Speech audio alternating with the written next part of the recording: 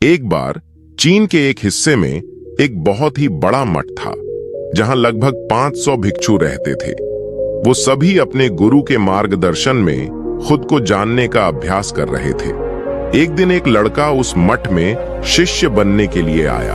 उसने मास्टर से कहा, मास्टर, मैं खुद को जानना चाहता हूँ। मैं सच की तलाश कर रहा हूँ। मैं पता लगाना चाहता हूँ कि सच क्या है। मास्टर ने उसकी ओर देखा और कहा कि अगर तुम सच जानना चाहते हो तो तुम्हें अपना पूरा जीवन दांव पर लगाना होगा। सच को जानने में तुम्हारा पूरा जीवन लग सकता है, पर फिर भी इस बात की कोई गारंटी नहीं है कि इस जीवन काल में तुम्हें सच का पता लगेगा या नहीं।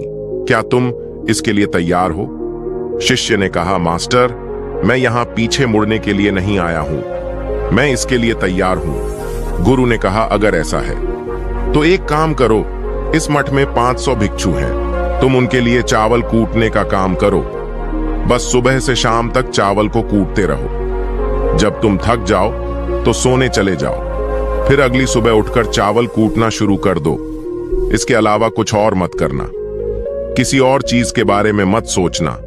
बस इस रास्ते पर चलते रहना और दोबारा मेरे पास मत आना। जरूरत पड़ने पर मैं खुद तुम्हारे पास आऊंगा। उस लड़के ने गुरु के आदेश का पालन करते हुए चावल को कूटना शुरू कर दिया।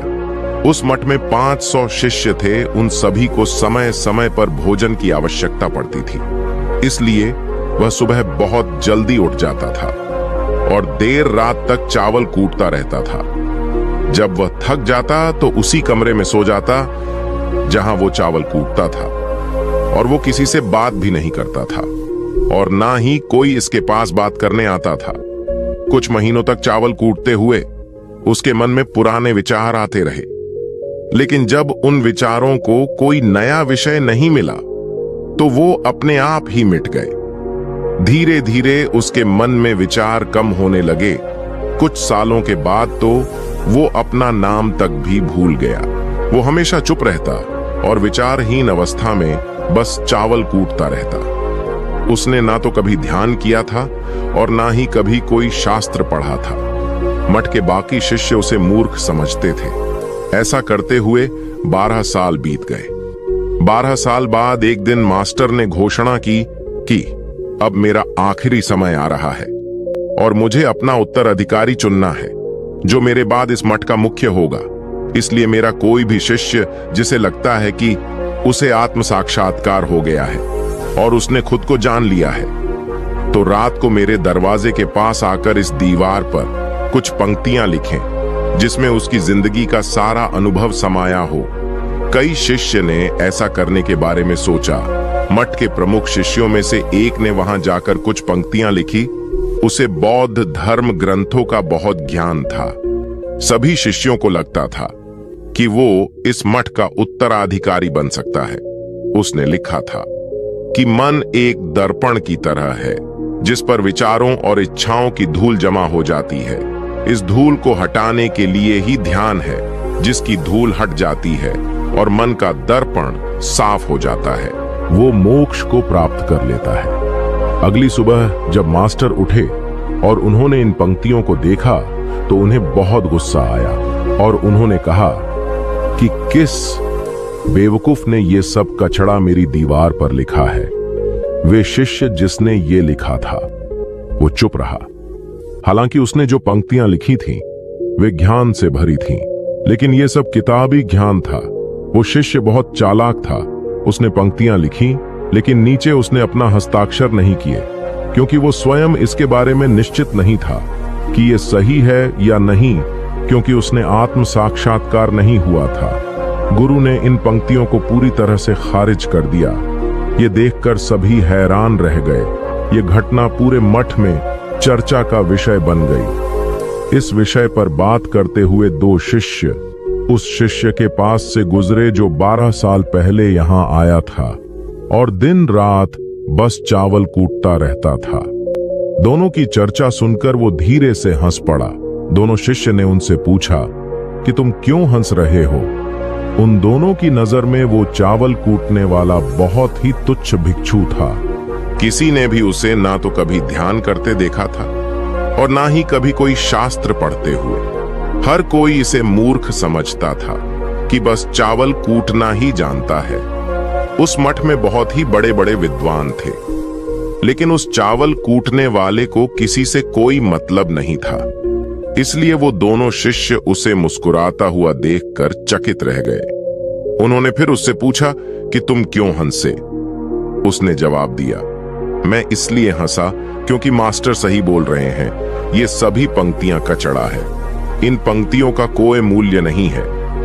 वो दोनों शिष्य चौंक गए। उन्होंने उससे पूछा कि क्या तुम कुछ ऐसी पंक्तियां लिख सकते हो जो इससे बेहतर हो? चावल कूटने वाले ने जवाब दिया, नहीं, क्योंकि मैं अनपढ़ हूं, लेकिन हां, मैं कुछ पंक्तियां कह सकता हूं। पर अगर तुम उन पंक्तियों को लिख सकते हो तो मैं तुम्हारे साथ जाने के लिए तैयार हूं। उन दोनों शिष्य ने कहा, ठीक है। वो मास्टर के कमरे के पास गए और चावल कूटने वाले ने कुछ पंक्तियां बोली और दूसरे शिष्य ने उसे दीवार पर लिख दिया और उन पंक्तियों के नीचे लिख दिया चावल कूटने वाला। उन्हें लगा कि मास्टर इस पर भी गुस्सा करेंगे जो पंक्तियां उसने लिखने के लिए कहा था। वो बहुत अद्भुत थी। वो पंक्तियां थीं, मन तो बस एक भ्रम है, ना तो मन है और ना ही मन का कोई दर्पण है। और जब मन ही नहीं है तो धूल कहां ठहरेगी? जो ये जानता है वो सच को जान गया है। जब गुरु ने इन पंक्तियों को देखा तो वो आधी रात को उठे और उस चावल कूटने वाले के पास गए। वह सो रहा था। मास्टर ने उसे जगाया और कहा कि ये लो मेरी छड़ी और मेरे वस्त्र, ले लो। आज से तुम मेरे उत्तराधिकारी हो, लेकिन अभी इस मठ को छोड़कर दूर चले जाओ, क्योंकि इस मठ में बहुत सारे विद्वान हैं जो खुद को तुमसे श्रेष्ठ मानते हैं। वो तुम्हें मार देंगे, क्योंकि वो इस बात को बर्दाश्त नहीं कर सकते कि एक साधारण से चावल कूटने वाला उनसे ज्यादा विद्वान निकला। तुम्हें वह सारा ज्ञान हो गया है जो मुझे है, और तुम्हें यह केवल चावल कूटते कूटते हुआ है। और मुझे पता है कि तुम जहां भी जाओगे लोग तुम्हारे पास आने लगेंगे, क्योंकि जब कोई फूल खिलता है तो उसकी महक हर तरफ फैलने लगती है। उसने उस गुरु के पैर छुए और रात को ही वहां से चला गया। अगर हम अपनी जिंदगी में देखें तो पाएंगे कि बहुत से लोग सोचते हैं कि ध्यान केवल एक जगह बैठकर आंखें बंद कर ही किया जा सकता है, लेकिन हकीकत में ऐसा नहीं है। ध्यान तो चलते चलते भी किया जा सकता है, कि अपना कुछ काम करते हुए भी ध्यान किया जा सकता है। असल में ध्यान का मतलब यह है कि आप जो भी काम कर रहे हैं उसे इतनी शिद्दत से करें कि आपको अपने शरीर का ख्याल भी ना रहे। बिल्कुल उस चावल पीसने वाले की तरह जो चावल कूटने में इतना मग्न हो गया कि उसे खुद का कुछ ख्याल ही नहीं रहा। चावल कूटते हुए ही उसने आत्म साक्षात्कार प्राप्त कर लिया। इसी तरह जैन का अर्थ है हर समय वर्तमान में रहना और कुछ नहीं सोचना, क्योंकि मन तब तक ही है जब तक विचार है। जब विचार नहीं रहेंगे तो मन भी गायब हो जाएगा, और जब मन ही नहीं रहेगा तभी केवल तुम अपने आप को अच्छे से जान पाओगे। असल में हमें अपने वास्तविक स्वरूप को जानने के लिए कोई अन्य साधना करने की आवश्यकता नहीं है। हम जो कुछ भी कर रहे हैं बस उसमें हमें पूरी तरह से खो जाने की जरूरत है। अपने काम में इस कदर लीन हो जाओ कि आपका काम ही ध्यान बन जाए। तो दोस्तों, आज के वीडियो में बस इतना ही। उम्मीद है आपको यह वीडियो पसंद आई होगी। अगर पसंद आई होगी तो वीडियो को एक लाइक करना मत भूलिएगा। ओम बूम बुधाय नमः। ओम बूम बुधाय नमः। ओम बूम बुध